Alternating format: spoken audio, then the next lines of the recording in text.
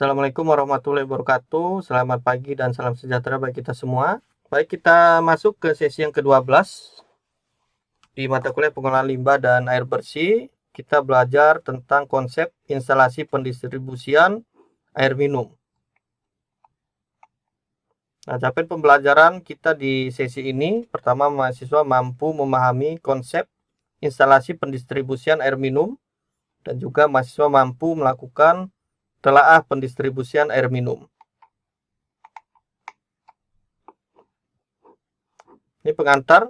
Jadi tujuan dari distribusi air ini adalah untuk mengantar air bersih atau air minum ke konsumen dengan kualitas yang terjamin. Jadi misalkan kita punya pump kemudian perpipaan ke masyarakat. Jadi air yang ada di pump dan di masyarakat itu harus sama. Ya, kemudian dari masyarakat yang terdekat dengan yang paling jauh juga kualitasnya harus sama. Nah, jadi sistem distribusi digunakan untuk menggambarkan secara lengkap penggunaan fasilitas suplai air ya, mulai dari sumber sampai ke penggunaan air. Kualitas air seharusnya tidak memburuk ya, karena pipa pendistribusian dan juga perpipaan harusnya dapat menyuplai air ke semua tempat dengan tekanan tertentu. Ini ada hal-hal yang perlu kita perhatikan dalam pendistribusian air bersih dan air minum. Pertama, sistem distribusi. Jadi daerah layanan dan jumlah penduduk yang akan dilayani. Kemudian berapa kebutuhan airnya dan juga berapa jenis sambungan sistem yang akan digunakan.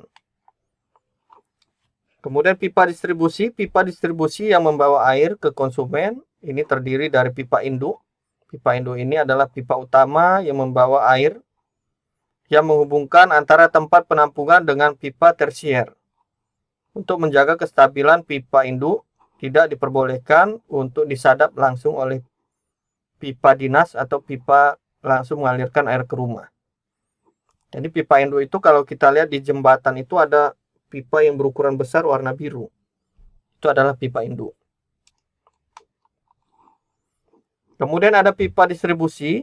Jadi pipa distribusi ini adalah pipa yang membawa air ke konsumen.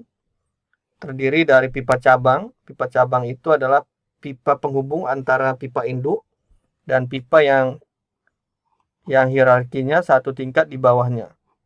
Kemudian ada pipa subcabang. Pipa subcabang ini adalah pipa membawa air yang langsung melayani konsumen.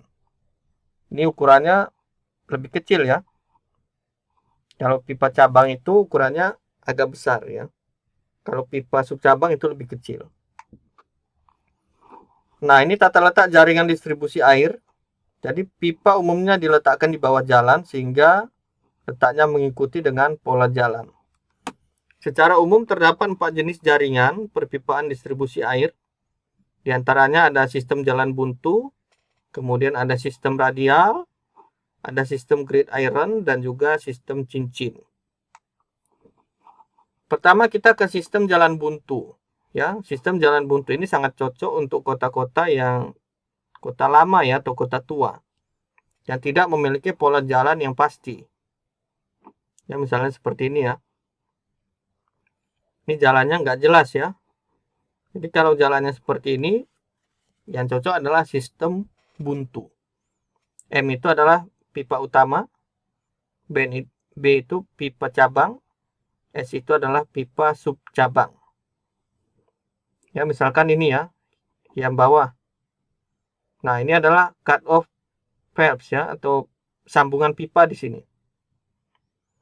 Kemudian B itu adalah pipa cabangnya.